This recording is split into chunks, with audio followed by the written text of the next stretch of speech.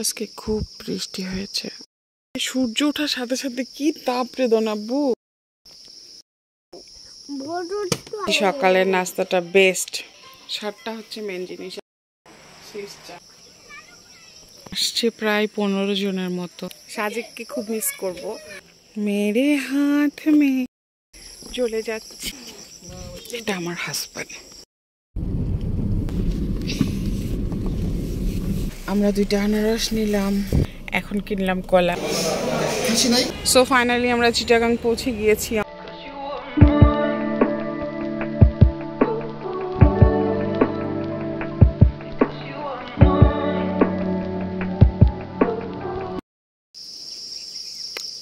Good morning.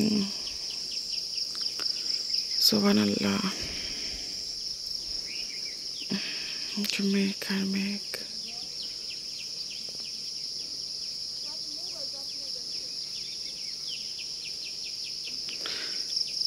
5:50 বাজে, 6টাও বাজে নাই।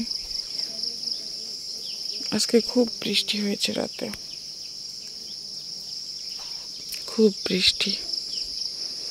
এখন শুধু মেঘই মেঘ। শেষ সকাল। আমরা এখান থেকে 10টায় বের হয়ে পড়বো। এই যে শুধু মেঘ আর মেঘ, মেঘ আর মেঘ। আমার 2টা বিচ্ছু উঠে গিয়েছে, তারা উঠছে সেই সকাল 5:30 থেকে।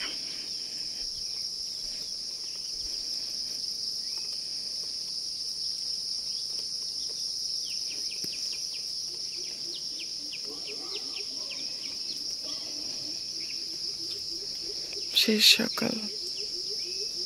সূর্য মামা হচ্ছে। আসসালামু আলাইকুম এভরিওয়ান। বরাবরের মতো আজকে 3 নম্বর সকাল হচ্ছে আমাদের সাজেকে, আর এটাই হচ্ছে আমাদের সাজেকে শেষ সকাল। আর বরাবরের মতো আমি কিন্তু সকাল থেকে ব্লগটা স্টার্ট করেছি, আশা করব শেষ পর্যন্ত দেখবা।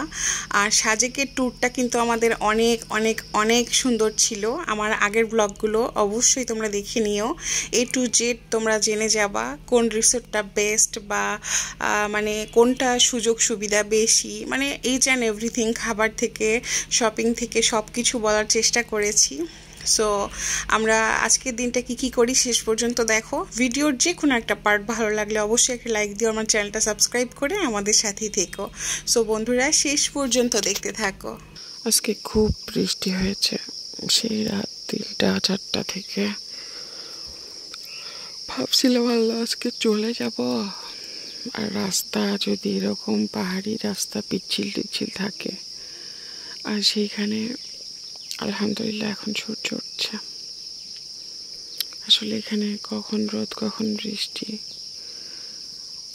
মানে ভাবাই যায় না। সুবহানাল্লাহ। এই যে একটু আগে মেঘ ছিল, এখন সব মিশে যাচ্ছে।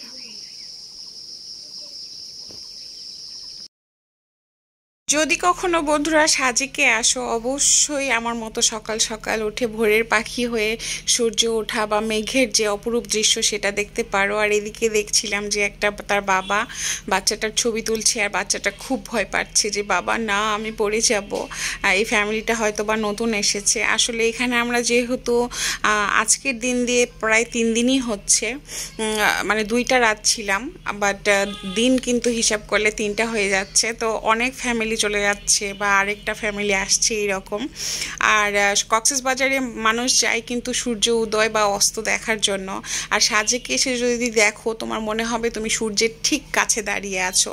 আর যখনই তোমার মেঘটা ফেটে সূর্য বের হলো, এত তাপ এত তাপ, মনে হচ্ছে যে সত্যি তুমি অনেকটা কাছে আছো সূর্যর। আর আমি কেন তোমাদেরকে বারবার এই মেঘ কেন বারবার দেখাই, দেখো এতটুকু সময়ের মধ্যে কতটা রূপ পরিবর্তন হলো। এই যে সূর্য ওঠার পরে আমাদের ভোরের পাখি বাইরে চলে আসছে। এই ভোরের পাখি, এই ভোরের পাখি তো 5:30টায় উঠছে।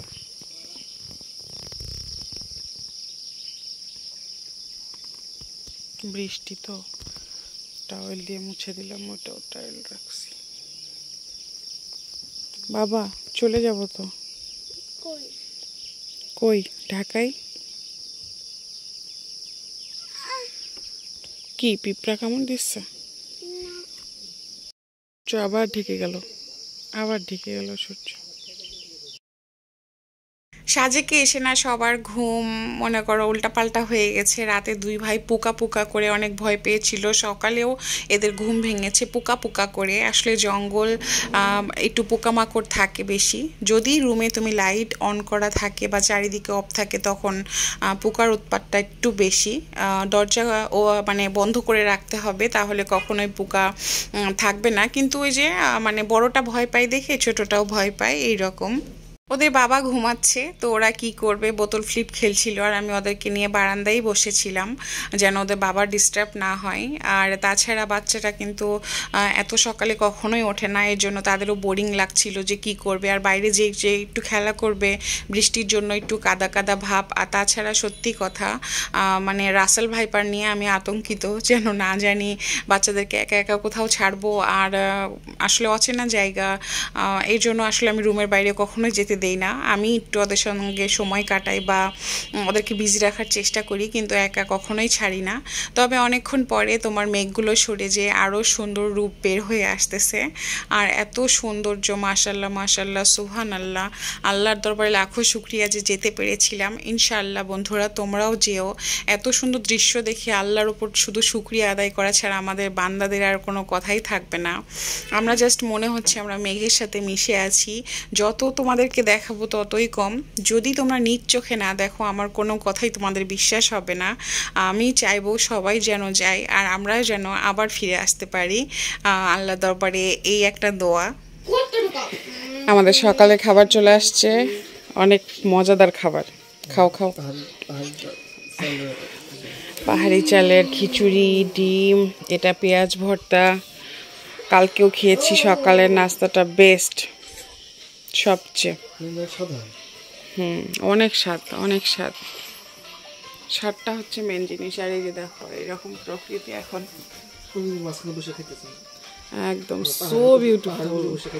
ইস এখন কি সুন্দর দেখাচ্ছে, মাশাআল্লাহ মাশাআল্লাহ মাশাআল্লাহ। পাস করে দিছে। এই খিচুড়িটাকে আমি যে মিস করব।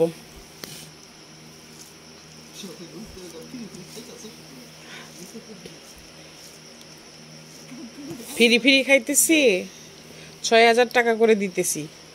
ফিরি ফিরি না, তাই তো 3 বেলা ফিরি ফিরি দেওয়া উচিত ছিল, এক বেলা না।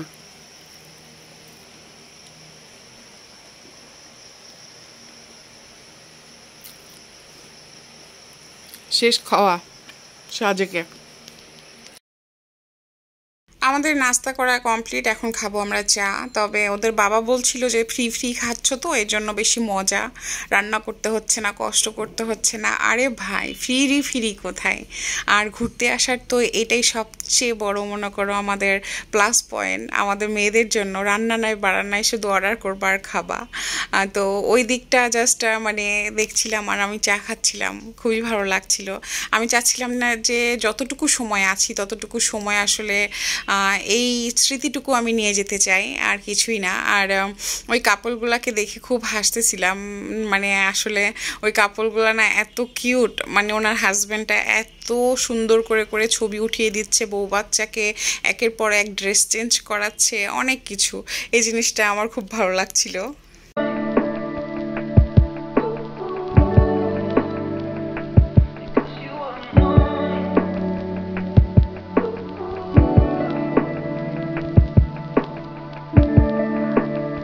এই যে বললাম না মানুষটা কিন্তু অনেক রোমান্টিক। এই যে দেখো বউকে বসিয়ে শুয়ে শুয়ে পিকচার ওঠায়, এই জিনিসটা আমার যা ফানি লাগছিল। তো আমি বলছিলাম ওদের বাবাকে প্লিজ একটু ভিডিও করো না, যদিও এটা আসলে উচিত না, জাস্ট ফান করার জন্য আমরা একটুখানি ভিডিও করছিলাম। যে আসলে দেখো আমাদের পার্সোনাল ফটোগ্রাফার এগুলো, ঠিক আছে, হাজব্যান্ডরা না বউয়েদের বিশেষ করে পার্সোনাল ফটোগ্রাফার। আজকে কাটানো শেষ সময়, একটু গরম পড়েছে। আর সকালে না একটু গরমই থাকে, বাট মানে বিকেল হলে না একদম শীত শীত। এখানে অনেক জোস একটা ওয়েদার। আর আজকের ব্লগটা যদি তোমাদের ভালো লাগে অবশ্যই এটা লাইক দিও, আমার চ্যানেলটা সাবস্ক্রাইব করে আমার সাথে থেকো, অনেক ভালোবাসা দিও। তো আজকের সাজেকের যে ব্লগটা এটা হচ্ছে শেষ। আমরা দেন কোথায় যাই বা রওনার পথে। সবকিছু শেয়ার করব, শেষ পর্যন্ত দেখো। সাজেককে খুব মিস করব। ইভেন সাজেকের আমাদের মেকুঞ্জি রিসোর্টের যে সকালে নাস্তাটা, খিচুড়ি ডিম ভুনা, অনেক স্বাদ। খাবারটা এক কথায় মানে সিম্পল খাবার, ডিম খিচুড়ি এটা তো সিম্পলই, তাই না? বাট অমায়িক স্বাদ। আর তারপরে যে চাটা, আর এইরকম ওয়েদারে দেন বসে বসে যে একটা ফিল, মাশাল্লাহ সুবহানাল্লাহ। সো এখনই মিস করা শুরু করে দিচ্ছি আমি। সো আজকে সকালে আমি গতকালও কিন্তু প্রায় 5টায় উঠেছি, আজকেও সেম তাই। আর আজকে তো রেদওয়ান আজানও 5:30টায় উঠে গিয়েছে। আর যদিও আসলে আমাদের বাসায় যেহেতু রেস্ট হবেই, এখানে একেবারে কোনো রেস্ট হয় না। আর এই যে দেখো এখন আবার বৃষ্টি হচ্ছে, আবার বৃষ্টি। একটু সকালে না একটু গরমই থাকে, বাট তোমার বেলা হওয়ার সাথে সাথে ওয়েদারটা চেঞ্জ হতে থাকে, প্লাস অনেক শীত শীত। আর কালকে তো একেবারে অনেক শীতই পড়েছিল। সো আমাদের সাজেকের ব্লগটা কিন্তু আজকে মনে করো এই অবধি ছিল। আমরা আরও আছি, আরও 2 ঘন্টা আছি সময়। সকাল 8টায় নাস্তা দেয়, মাত্র চা খাচ্ছি আর এত সুন্দর ওয়েদারটা উপভোগ করছি। আজকে 2 কাপ চা আমাকে খেতে হয়েছে। ওদের বাবা আজকে চা খাবে না, যেহেতু ড্রাইভ করবে আসলে রাস্তাঘাটে যখন যদি গ্যাস ফর্ম হয় এই জন্য। আর এদিকে আসলে চা যে 2 কাপ খাচ্ছি, 2 কাপ শুনতে, বাট হচ্ছে 2 কাপ চা মগে করে ঢাললে কিন্তু 1 মগই হয়। তো আমি চা খুব এনজয় করছিলাম। জয়েন্ট ফ্যামিলি, 2 রুম নিয়েছে ওরা। আমরা যেহেতু ওই যে পরের রুমটাতে ছিলাম, তো আসছে প্রায় 15 জনের মতো, মানে বাচ্চা কাচ্চা সহ। বাট ওরা লাকিলি কোনো রুম পায় নাই, তাও ভাগ্যিস ওই 2টা রুমটা বড় বড়, ওই 2টা রুম পেয়েছে। আর বাচ্চাগুলো এত কিউট, রাতে অনেক গল্প হয়েছে আমাদের সঙ্গে। আর জয়েন্ট ফ্যামিলি দেখলে বোঝা যায়, অনেক ভালো লাগে। ওদের বাবা গিয়েছে বিল দিতে, আর আমি বসে আছি। যেতে নেহি দেব হাই, তবু যেতে দিতে হয়, তবু তো চলে যাই। তো আমাদের অবস্থাটা হয়েছে তাই। আসছো? শেষ সময়টুকু মজা করে নেই। সময় যাচ্ছে না এখন, আর তোমার সময় যাচ্ছে না? ইস, মাত্র কয়টা বাজে? 8:30 না? আর আধা ঘন্টা কেন? তুমি না বললা 10টায়? ও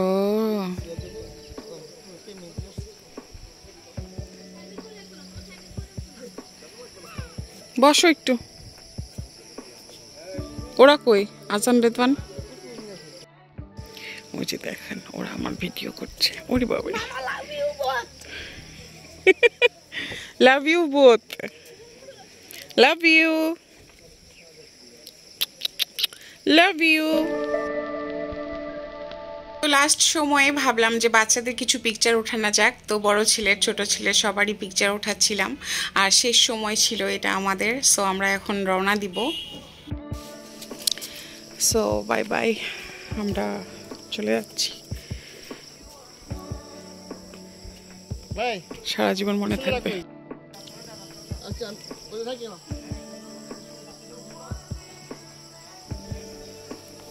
সো যাই, চলো আজান, চলো বেবি।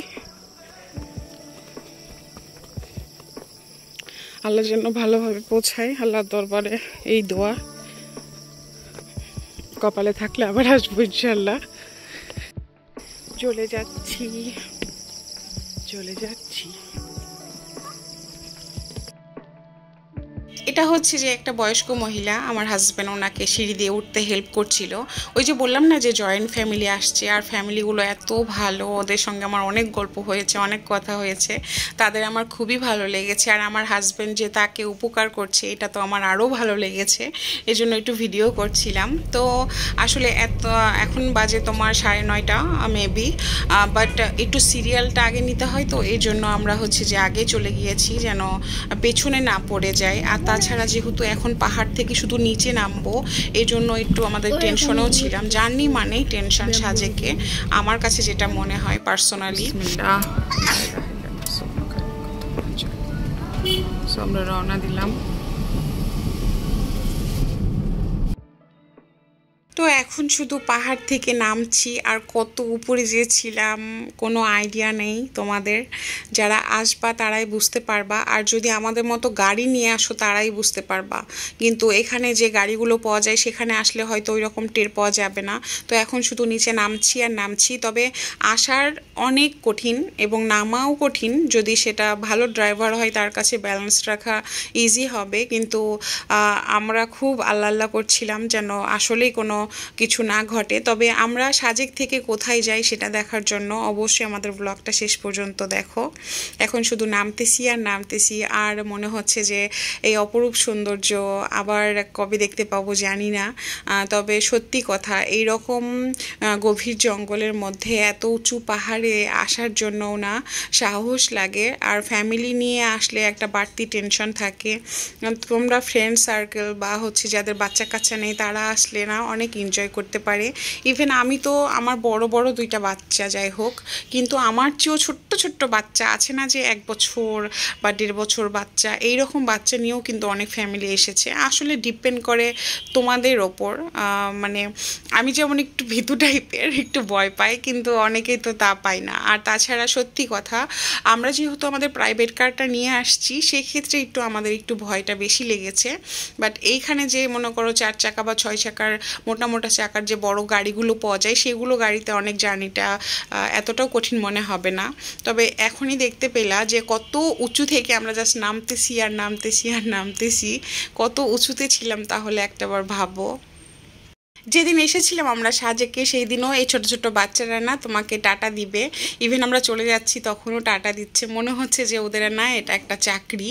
মানে আমি বুঝলাম না যে এটা কি আসলেই তাদের একটা রীতি বা ঐতিহ্য, আমি জানি না। বাট রাস্তার দুই পাশে ছোট ছোট বাচ্চা যারা তোমাকে টাটা দিবে।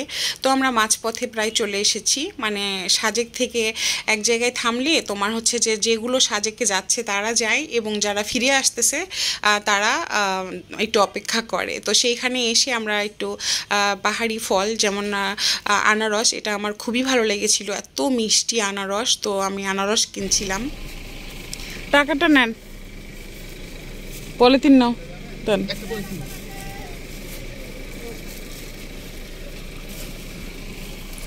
আমরা 2টা আনারস নিলাম। সাজেকে আনারস খেয়ে এত লোভ লাগছিল। ও আচ্ছা আচ্ছা। এখন কিনলাম কলা, পাহাড়ি কলা। এখানে অনেক আধা ঘন্টা হয়ে গেছে প্রায় আমরা দাঁড়িয়ে আছি, আর এখানে সবাই বিক্রি করছে। আনারস কিনলাম, তারপর ভাবলাম কলা কিনি।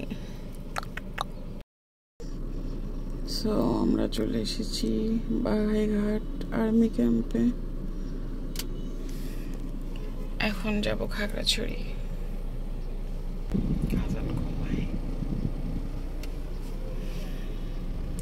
আমার একটু ঘুম দরকার ছিল, বাট ঘুমাতে পারছি না। খাগড়াছড়ি থেকে বান্দরবনে চলে আসলাম। চিটাগাংয়ের রাস্তা ভুল হয়ে গেছে। ওই যে উপরে দেখো লেখা। ঠিক আছে, রাঙামাটি যাব ওই দিকে, keep right to Z1602 চট্টগ্রামের এই দিকে। এই যে রাঙামাটি রাস্তা, রাঙামাটি ঢাকা চট্টগ্রাম। ঠিক আছে, ওকে, ওইটা রাঙামাটি না? straight on for 15 minutes to Z1602।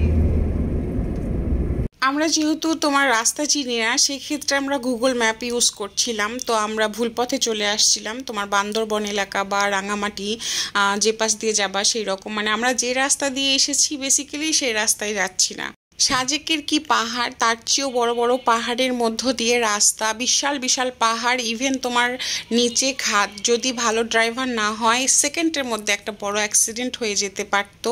আর তারপরে আমরা কোথায় এসে লাঞ্চ করলাম এই জায়গাটার নাম আমরা জানতাম না। আমাদের ভুল রাস্তার জন্য আমাদের জার্নি যেখানে তোমার 2-3 ঘন্টা হবে সেখানে 4-5 ঘন্টা লেগে গিয়েছে, মানে অনেক ঘোরানো রাস্তা। অবশেষে আমরা পৌঁছে গিয়েছি তোমার চিটাগং। আর চিটাগংয়ে এসে আমরা যদি যদি না থাকি তাহলে চিটাগং থেকে আবার ঢাকায় যেতে তোমার 4-5 ঘন্টা লাগবে। সেখানে আসলে আমাদের কারোরই কোনো এনার্জি ছিল না, এর জন্য আমরা আবার চলে এসেছি চিটাগংয়ে। আর তাছাড়া রেদনের বাবা এতগুলা জার্নি করেছে, ড্রাইভ করেছে, তাকে আমরা আর কোনো রিস্ক দিতে চাচ্ছিলাম না। এদিকে বাচ্চারা ক্লান্ত, মনে করো এত লং জার্নি, সেই সকালে উঠেছি আর এখন বাজে প্রায় বিকেল 5টার মতো বা 6টার মতো। তো আমরা সেম এক হোটেলে চলে আসছি যে আজকে আমরা এখানে থাকবো, তারপরে কালকে ঢাকায় ব্যাক করব। আর এত ভয়ঙ্কর রাস্তা দিয়ে এসেছি, আমি লাইফ টাইম আমার এক্সপিরিয়েন্স থেকে যাবে। আমি যদিও তোমাদেরকে ভিডিও করে দেখাতে পারিনি সেই ভয়ঙ্কর রাস্তাগুলো। আসলে তুমি আল্লাহকে ডাকবা নাকি তুমি ভিডিও করবা নাকি তুমি রাস্তা দেখাবা। আমি আমার লাইফে আমি আর জীবনেও এই রাস্তা দিয়ে কোনোদিনও জার্নি করব না।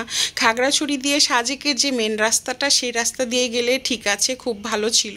বাট আমরা যে রাস্তা দিয়ে ফিরে এসেছি, আল্লাহ যেন ওই রাস্তায় কখনো কোনো দিন কাউকে না নিয়ে যায়। আমি খুব ভয় পেয়ে গিয়েছিলাম। ওদের বাবা একটু সাহস রেখেছে, মানে এতটা গভীর তোমার রাস্তা, সেখানে যদি কিছু জঙ্গলি বা তোমাকে হাইজ্যাকার বলো বা কেউ যদি তোমাকে সামনে এসে দাঁড়িয়ে জাস্ট বলে ওকে সব কিছু দিয়ে দাও, তোমার বলার কোনো মানে কথা থাকবে না। কেননা দূর দূরান্তেও মানুষের কোনো ছায়া নেই, দূর দূরান্তেও কোনো ঘর বাড়ি নেই, কিচ্ছু নেই। ওইখানে ওই অবস্থায় শুধু আমি আল্লাহকে ডাকছিলাম। আল্লাহর লাখো শুক্রিয়া যে আমরা চিটাগংয়ে পৌঁছেছি। তো আমাদের ব্লগটা অবশ্যই শেষ পর্যন্ত দেখতে থাকো। আমার এই কয়েকদিনের জার্নিটা আসলে আমার লাইফ টাইম থেকে যাবে। আসলে জীবন এটার নামই, আমরা ঘর থেকে না বের হলে আসলে জীবন সম্বন্ধে জানতে পারবো না, কোনো কিছু সম্বন্ধে জানতে পারবো না। আমি রুমে একা একাই বসে আছি, ওরা নিচে গিয়েছে আইসক্রিম কিনতে। আসতেছি। কে?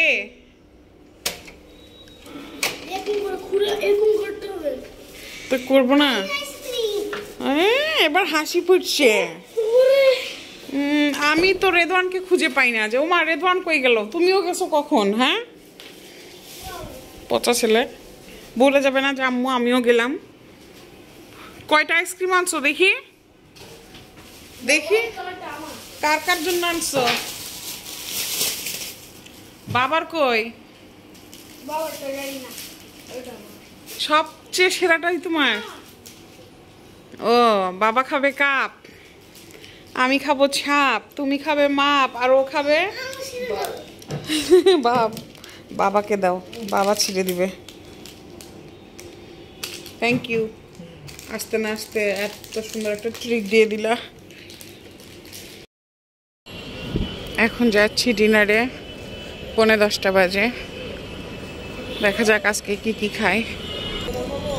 থ্যাংক ইউ, ফুল ছিটতে হয় না। হ্যাঁ, আজকে খাবার খেতে এসেছি হোটেল নিজামে। আর এখানে খাবারের তোমার অনেক ভ্যারাইটি আইটেম আছে, মানে যেমনটা তুমি চাও। রাতেও নান রুটি বা পরোটা সব কিছু আছে মাংসর সাথে।